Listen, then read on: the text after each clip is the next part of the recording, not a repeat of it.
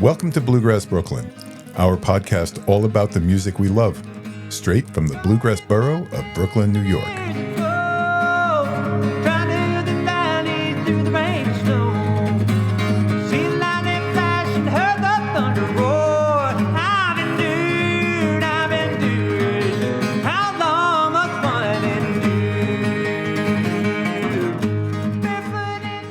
Season 4, Episode 7. Thanks for joining. I'm Mike Wilner. And I'm Liz Wolfe. I think you're going to love today's episode. We get to talk with Michael Daves. He's returned to the show to share his wisdom on learning music, integrating the voice, bluegrass singing, and especially his recently established record label, Wild Geranium, and some music he's releasing. And we get a jam talk where Liz shares her wisdom about singing and how to bring that out in your own music and your jamming. Liz, what do you got going on? Well, first of all, getting very excited about the Delamay concert that's coming up in January 28th. Mm-hmm. Tickets are going fast. You know, Jalopy is a beautiful theater, but it's not that big. So if you want to see them, you got to get your tickets. Yeah. That's really going to be fun, and Jalopy's a great venue. I'm just getting my dancing feet ready for Flatfoot Flatbush, which is on December 21st. If you're around, meet us at the corner of Flatbush and Sterling about 1 o'clock, and we will be flat-footing our way down Flatbush Avenue. I also am very excited because I'm about to relaunch the bluegrassjamsnearme.com website, where if you have your own jams, you can go on and list them. So we're going to have jams from all over the United States and, of course, the world, wherever you're listening from. So keep an eye out for that. Yep, I know that's going to be a very valuable resource when you're looking for somewhere, especially if you're visiting the city or when it really expands or visiting other cities, being able to just go and say, so that's where the jams are. Okay, so please remember to follow us at Bluegrass Brooklyn. Brooklyn is spelled BKLYN. You can visit us at bluegrassbrooklyn.com. And as Liz mentioned, if you're looking for jams for the moment in Uptown Manhattan, Riverdale, and Jersey, but soon everywhere, visit bluegrassjamsnearme.com. So Liz, should we get going? Yeah, let's do it. All right, let's roll.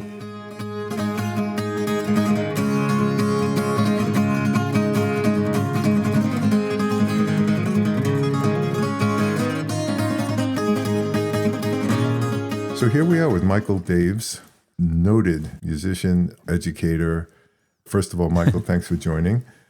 Hey, Mike. Thanks for having me back. Yeah, welcome back to the show. First thing we want to find out is what's been going on since you were our guest number 2. Before you go further, this is our 52nd episode. So you're here to celebrate a 50th anniversary here of sorts, by the way. All right. Well, you can have me back every 50 guests. Fair enough. Okay, so what's been going on? What's not been going on? One thing we were just talking about is I'm releasing a new EP this Friday, December 19th. Wow. I actually recently launched a small, very independent record label called Wild Geranium Records. And so this is going to be the second release. That's exciting. On my own label. Yeah. This EP is, first of all, it's a full band recording featuring the quartet that I've been leading here in New York since about 2019 with Alex Hargraves on fiddle, Jacob Jolliffe on mandolin, and Eric Alvar on bass. Mm-hmm. And we've augmented it with Duncan Wickel on cello and bouzouki and background vocals from Jefferson Hamer and Sean Cale. What I've done with this one is an interpretation of a 1985 album by the band REM, who's my first musical obsession, growing up as a Georgia boy in the 1980s. So it's an album that I loved as a young person and it was formative for me, but for various reasons, I decided it would be an interesting project to try to interpret it with this band and 40 years later, because the album Fables of the Reconstruction is celebrating its 40th anniversary this year in 2025. So we're getting the EP out just under the wire. 40 years, wow. So that was really exciting. Getting in the studio with those guys, that's an all-star cast. Oh yeah, they're amazing. That's been the New York A-list for a while, and we've worked as a quartet, played a bunch of live shows, parts of my former Rockwood residency, and currently, Jalopy, and then sometimes we augment with Tony Trishka on banjo. And so one of the things that precipitated this recording happening now is that Eric Alvar, our bass player, announced that he would be moving to North Carolina at the end of October, which was heartbreaking news for the New York bluegrass scene, but it also lit a fire under us to try to find a recording date where I could get that quartet on record. So I'm really glad that we made that happen, and I'm really excited to release this music. A door closes, a window opens, so something good comes out of it after all. Yeah. Does the record label have a vision, a particular focus, or is it whatever Michael Daves feels like doing this month? Yeah, there is a vision. Well, I mean, practically the focus for Wild Geranium is releasing EPs. So, 5-6 song recordings. And it's meant as to kind of fill in the gaps between, on one side, full length albums. And I've done a couple records with None Such, and they're amazing. And between that and like on the other end, just like posting social media videos of a rehearsal or a show. So this is kind of meant to fill in the gap, because like an EP is a lot more practical to make happen. You can like get an EP recorded in one day if you need to. Recording and promoting a full length album is just such a undertaking, and you usually have to tour it and whatnot. And the thing is, I have many projects, musical collaborators, including this quartet, including, working with Andy Statman and many others. And so I wanted to come up with a platform where I could present these sorts of collaborations that, I'm unlikely to like do a full length record and go tour with Andy Statman. But if we decided to do something like that, there would be a container for it. But aesthetically or artistically, there is a vision in the sense that it's roots music. My primary focus is bluegrass music, but I have a lot of other interests,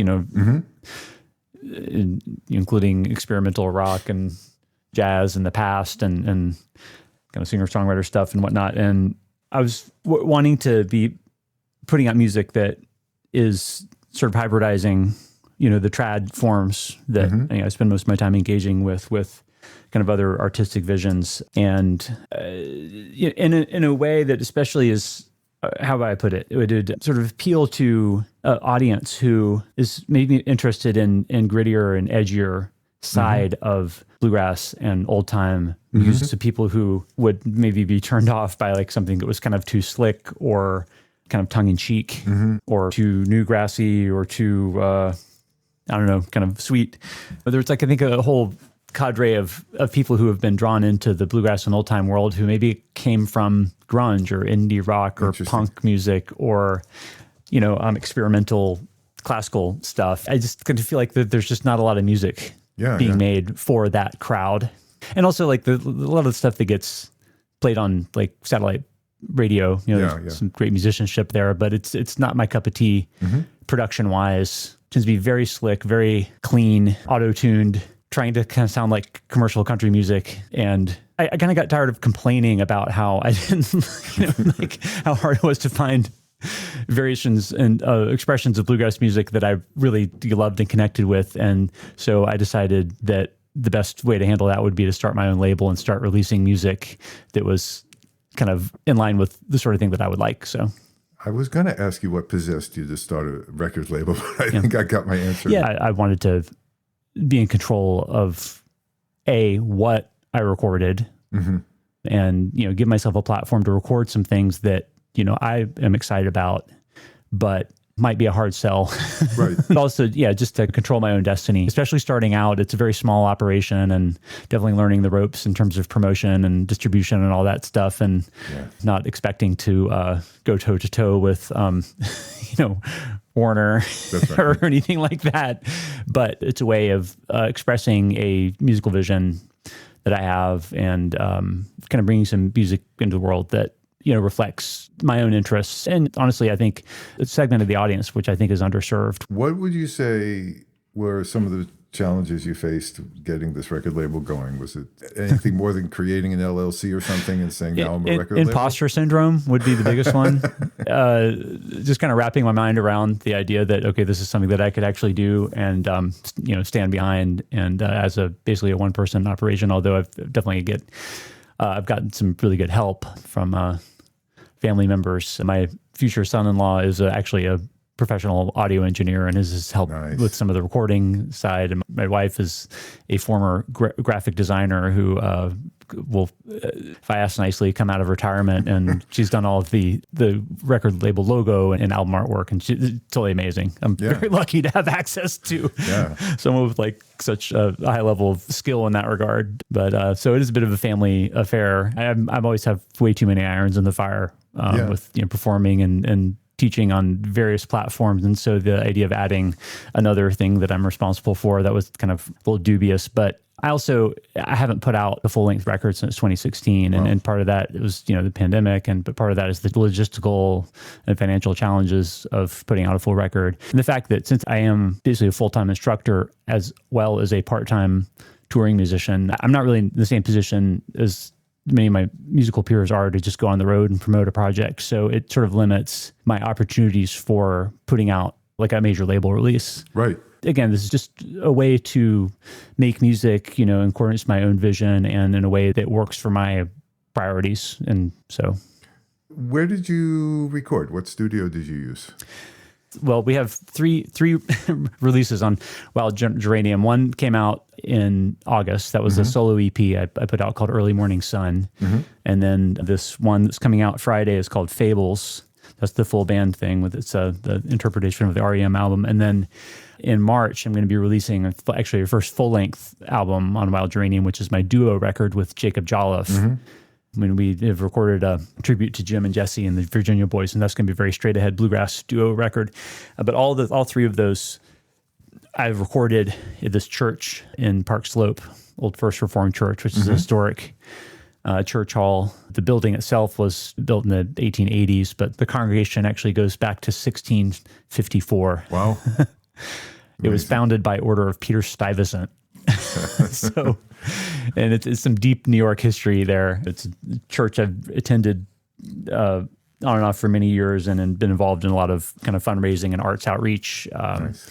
I used to host this event, a benefit event called the Brooklyn Bluegrass Bash from 2011 to 15. That was basically New York's Bluegrass Festival for 5 years. I've been lucky enough to have access to it, to record in, and it's a really lovely sounding space. It's really one of my favorite spaces for acoustic music. Actually, I've recorded several other projects there at Old First, and including Orchids and Violence, which was the double album I put out in 2016 on None Such. We recorded the bluegrass disc of that at Old First. And then there's a maybe a year or two before that, I produced an EP for Jen Larson called Burning House. Jen is amazing, and it features some of her original songs, but we recorded there. So it's a really great sounding space for acoustic music, and I've been really lucky to use it. And I've done a few other projects too. We became acquainted, I think, over the Artistworks platform. Yeah, tell us a little bit about what's going on there. Yeah, well, Artistworks, hopefully, listeners know something about it, but it's a premier online platform for really a bunch of different kinds of music, but the Bluegrass School is pretty happening. We got Brian Sutton and Chris Eldridge and Tyler Grant teaching guitar. You have Daryl Anger and Brittany Haas teaching fiddle, and Alex Hargraves on fiddle, Tony Trishka, Noam Pekilny, Allison Brown on banjo, Missy Raines on bass, and and I teach the bluegrass vocal section of that school. So and I launched my part in 2016. So that's coming up on 10 years. So it's a curriculum where you can subscribe and students can work through all the video lessons on their own, but then they have the option of sending me a video, which I respond to with personalized feedback, and then all the other students can see, my response to them. It's kind of done masterclass style. It's a great platform, and I love teaching on it. But one of the cool things I get to do is a lot of interviews for Artistworks. So there's a whole interview library where I've talked to numbers of bluegrass legends, including Mac Wiseman, Bobby Osborne, Jesse McReynolds, Peter Rowan, Alice Gerard, Tim O'Brien, on and on and on, and Frank Wakefield.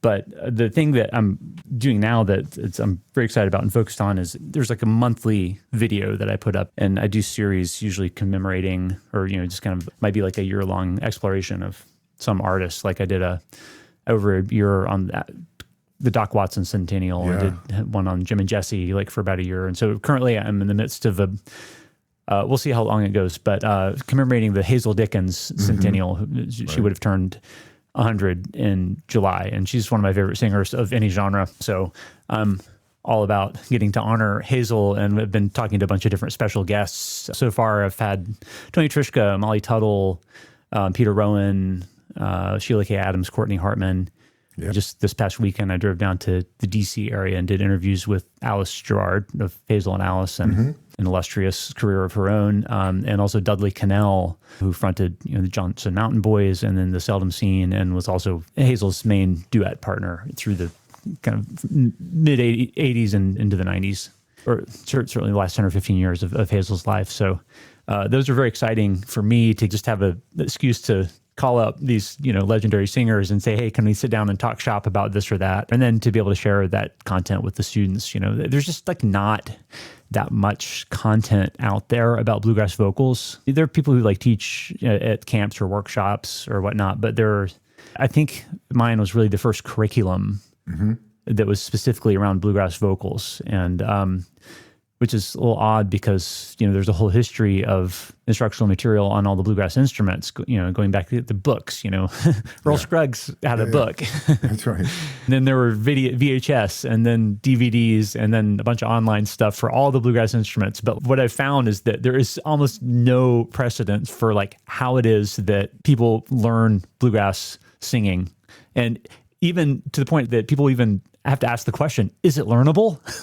I think people really have this idea that, singing is something that you either have or you don't. That's just not true. So it's been a fun and engaging project through the Artistworks School to just explore with the students, what bluegrass vocal learning could look like. The interviews are a part of that. I think just kind of hearing great singers talk shop and share their stories. You mentioned several things I wanted to explore a little bit more, but also the Artistworks platform is incredible. It's important to appreciate the value of being able to watch the instructor providing constructive feedback to other students, because it's very likely the issues or challenges I face as a beginning singer or beginning mandolin player are not so unique that the other students don't also face them, and then watching them get the feedback is extremely helpful. I think that's very true. And, honestly, there are a lot of students who are on Artistworks and never send in a video of their own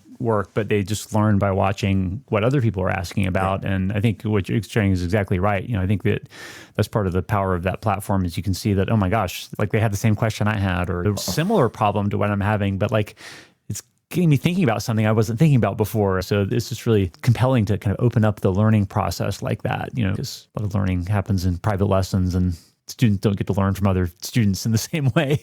Right. However, I think it's founded in something that we've discussed, which is your philosophy and approach to teaching. So let's say mandolin. Let's use that as the base instrument we would talk about. Integrating, using voice, using the fretboard and the elements of theory like arpeggios and inversions and stuff, and bringing it all together in one thing that trains the ear, the mind, the fingers. And so could you tell us a little bit about that approach to teaching? The integration that you're talking about is really important. If there's a nutshell or a core way that I would describe the process of improving your musicianship, it's just getting better and better at being able to play something that you've heard in your head. As simple as that sounds, I think there's a framework there for training. And so I do a lot of ear training with all my students, and a lot of vocal ear training. So a lot of the exercises are done with the voice. And so I've had the whole cavalcade of students who have come not thinking of themselves as singers and not interested in being singers, but then discovering that they actually can use their voices quite effectively. But initially, it's just for the purposes of connecting orally with what it is that we're playing. We're singing scale patterns and chord patterns and just kind of activating the ear, the ability to hear something and play it back, to hear a chord progression, not have someone have to show it to you. And to think a line and have ways for that to get out on the instrument. There's a lot of good written material out there, tablature and standard notation, and I'm not anti-written music. I know there are definitely plenty of teachers out there just kind of anti-tablature. I think there's a role for written music as one of the many tools that we got to use. But I think still the core thing is, again, it goes back to the ability to hear something and play it. And it is true that there are a lot of students, if you're just learning from lessons and things you download off the internet, that I've definitely encountered a lot of students who've just memorized things. They're like memorizing some break. If you take the tablature away, they can't function. And I think what the issue there is it's not the written music's fault. It's just the fact that once we learn anything, whether we learn it by ear or by written music, is that once you learn it, it kind of goes over to the province of muscle memory, and your fingers just kind of learn where to go, and they can start going on autopilot. And it's really easy for that muscle memory to sort of drive the boat when it really needs to be our ears driving the boat. Right. So, and we need an amount of muscle memory to function on any instrument. Like even a world-class improviser, Stuart Duncan, you know, when they're really on fire, they're maybe like coming up with like 10-15% maximum, new ideas. There's a lot of stuff that they've played before. We just need the ability to be in the moment and, have something that you're hearing and want to respond to in the moment, like something, someone next to you played that you want to, integrate, or, you just had a musical thought and like, I'm going to try to play that. Having that ability to get that thought out, I think that's really the heart and soul of musicianship. As far as the teaching goes, I've kind of tried to approach that basic ability from a lot of different angles, including your training, and then a lot of learning your patterns and scales and arpeggios and stuff on the instrument, but not as a goal in itself. But it's just building the infrastructure on your instrument, but, combining it with your training, combining it with singing, especially for songs, in bluegrass. If you go to Bluegrass Jam, I'd say most Bluegrass jams are like 80% songs or more, There are tunes, there are jams that feature fiddle tunes, but most Bluegrass jams you go to worldwide are going to be really song focused. And a lot of people don't really know how to connect with and play the melody of the song on their instruments, or at least work with the melody of the song. And that kind of contributes to the central goal that I was talking about, being able to play something you hear. So I work a lot with studying what's actually in a vocal melody and trying to translate the vocal, which has a lot of detail in it, a lot of melodic and rhythmic detail onto the instrument, as both an ear training exercise and also as just a way of connecting with, I think, something that's super important about the musical style. Bluegrass is not, and country music is not just about the hot licks on the instrument. The central feature of a song is the vocal. And so I'm very interested in helping my students engage with the vocal, even if they're not singers, to work with it, to build breaks off the melody, to use elements that are in the vocal in what they decide to play, and respond to it, to flatter the vocal, to flatter their own singing, flatter someone else's singing.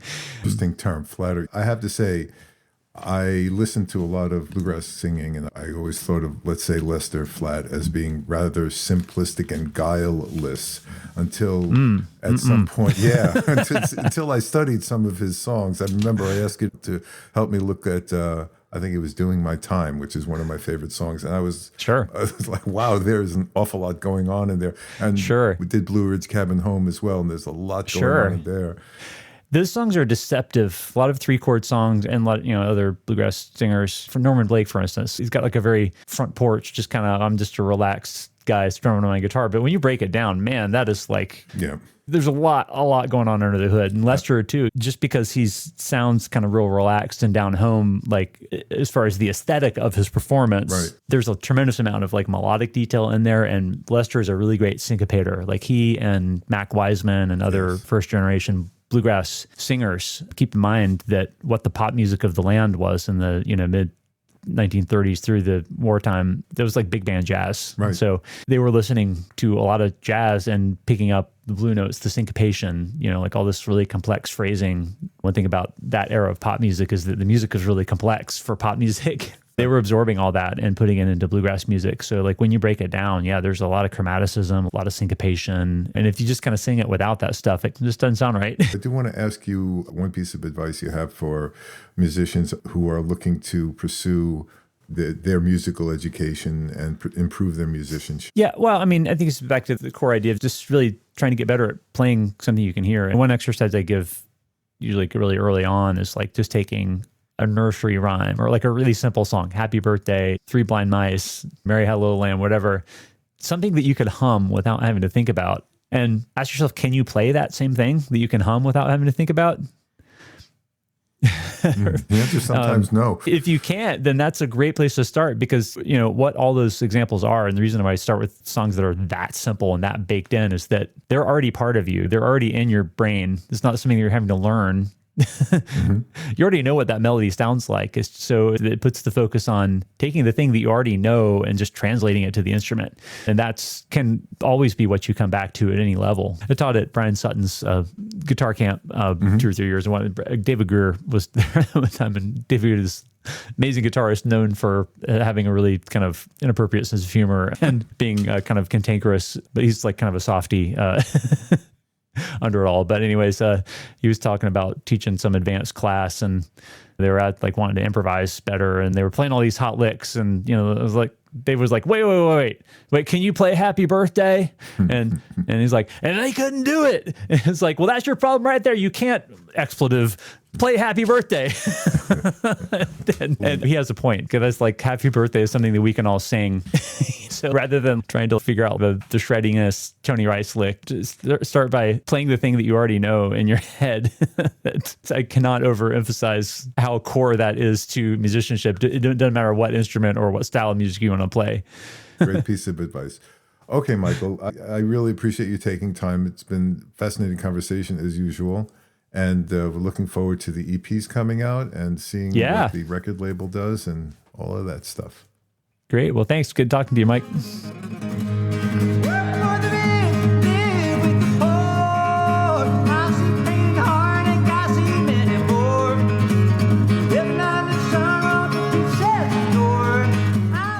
Hello, and welcome to this edition of Jam Talk. My name is Liz Wolfe, and today I want to talk to you about a subject that is near and dear to my heart, which of course is about singing. So I want to first start by telling you a quick story. When I was in the 5th grade, I had a part in the play at my school, A Christmas Carol, and I was one of the kids. I didn't have a big part, but it was a musical. And I had a music teacher. Her name was Miss Carney, and I had one big solo line. And it was at the very end where we were going through the great scene at the end where everybody loves Mr. Scrooge. It was, and bless. And then Tiny Tim pipes up and says, Mr. Scrooge too. And this was my big moment, my big debut as a singer in the 5th grade. And I was practicing with Miss Carney, and I sang it, and I was like, and bless. And she said, no, Liz, you need to sing louder. So the messaging I heard when I was 10 or 12 years old was sing louder. And that gave me a lot of confidence to sing louder. I thought that was just what you were supposed to do, was sing louder. Fast forward, all these years to where I'm leading a lot of jams. And so oftentimes in the jams, when I go around, especially if it's somebody I don't know, I'll say, would you like to lead a song? And this actually happened just this past Sunday. It's somebody brand new came. I didn't know him. And I said, would you like to do a song? And he said, no, I don't sing. I can't sing. And I said, okay. And he was brand new. I didn't really want to push him on that. So he said, but I'll pick a song and you can sing it. And again, I didn't know him, having only just met him an hour and a half before. So I didn't ask him about it. But there have been many people through my experience, especially in all of my musical experience, but especially in bluegrass jams, where people will say, I don't sing or I can't sing. And even though that those are two different things, right? Most people don't sing because they think they can't sing. But there are very few people in this world who actually, quote, can't sing. The reason that they don't sing is because they had a different person in their life, a different music teacher, a different choir teacher, or a different person of authority. Could be their family, could have been their parents. Somebody once said to them, and I hear this over and over and over again, you can't sing. Go stand in the back, lip sync. Like people have actually been told by music teachers, stand in the back or in their church choir or something. And don't sing very loud, sing softly. And I think this is, first of all, a tragedy or a travesty. Not sure what the right word is. You have both of them. Because, in some cultures, I've spent some time in India, and in some cultures, there's no question about how good you are at singing. That's just what they do. they sing. I went to an orphanage in India and I spent hours and hours singing with these children. They loved to sing, and not even any musical accompaniment. It was just singing together, and we sang together for hours. And no one ever said, oh, Mary Lou, whatever their name was. No one said she can't sing, so she would sit on the outside. Everybody sang together. So the first thing I want you to know, if you're one of these people that thinks you can't sing, first of all, I would say that if anyone has ever told you in your lifetime that you can't sing or you're not a good singer, you could just say, thank you for sharing, and I'm no longer going to listen to that voice, because I want you to know that singing is actually much more about listening than it is of having a vocal capacity to sing. It's about listening. And when people say they, quote, can't sing, what they really mean is they're not singing in tune. And sometimes people do sing out of tune. So not to make anybody wrong, but to point out that what's missing for you is not an ability, it is a skill that you haven't learned yet, which is about how to listen. Now, there are some tips that I want to give you about how to be a better singer, especially in the more casual environments of jams that we're going to, right? We're not talking about performances. We're talking about being together as jammers. And the number one thing, of course, is you will not get better at singing, and you will not learn how to sing in ways people want to listen to you unless you actually do it, okay? That's like saying, I never go to the gym because I don't think I could have, I don't think I could ever lose this belly fat. That's a dopey example. But the point is that, are you going to the gym? No. Well, how do you know if you can do it or not? Okay, and we all know that there's plenty of evidence to show that when you work out and when you practice and strengthen your voice, you will get better. So number one, if you're leading a song in a jam, you will be a better singer if you stand up. Just think about all of what goes into creating a sound: breath, diaphragm, lungs, muscles around your chest area, your throat. If I'm sitting in a chair, hunched over, my guitar maybe, or my mandolin, my face is kind of down. There's this like C curve in my body, okay? I am going to have scrunched down everything. The airflow won't be there. You're just going to have a weaker sound. So standing up, you'll have more support and you will automatically sing better. Okay, so that's the first thing. The second thing is people will hear you better because you will sing louder. And that's just like Miss Carney told me. You should sing louder. Singing louder will actually make you sing better. Okay. Another reason why people feel like they, quote, can't sing is because they might be straining to reach a note. And that is not about singing. That is about finding the right key for the song you are singing. If you don't have the right key for the song you're singing in, you will feel like you're straining and you will feel like you cannot sing that song. So those are two tips for ways that you can potentially make sure that your vocal performance is better. I want to say I have overwhelmingly had the experience of asking people to sing, let's say in a Wernick method class or jam, like a super slow jam or something where people are there to experiment and get better at jamming. If I say, okay, let's hear you sing, try it anyway, sing.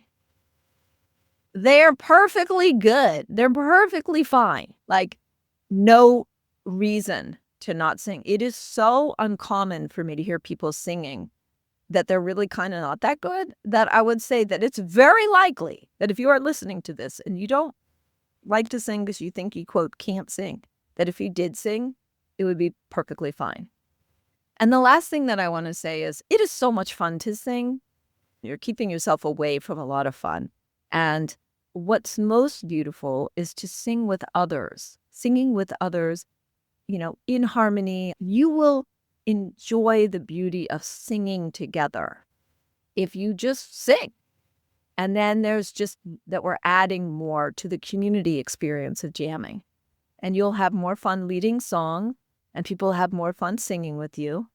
And you'll get a lot better at it a lot faster. So I strongly want to encourage you to just go ahead and call a song, Make sure you know the key, test it out, get someone to help you with that. The jam leader should be able to help you with that. And sing a song. Thank you so much for listening.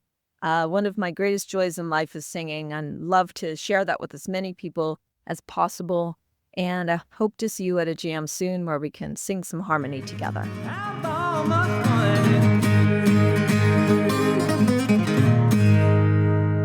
Well, I just want to say I love Michael Daves for the fact that he honors singing in our music as much or more as the other parts, and as skilled of a musician as he is, guitarist, etc.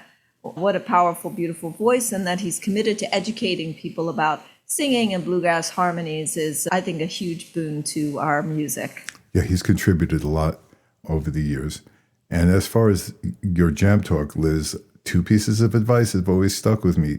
Stand up and sing louder. Right. Miss Carney is ringing in our ears. Sing louder. So please follow us at bluegrassbrooklyn.com, Brooklyn spelled BKLYN. If you like this podcast, please leave a review, drop a note, share some parts of it if you like. Also, if you have any comments, questions, suggestions, please email us at mike@bluegrassbrooklyn.com. Guaranteed we will respond. So Liz, should we wrap it up? That's great. Thank you so much for listening. And we look forward to seeing you around the jam circle.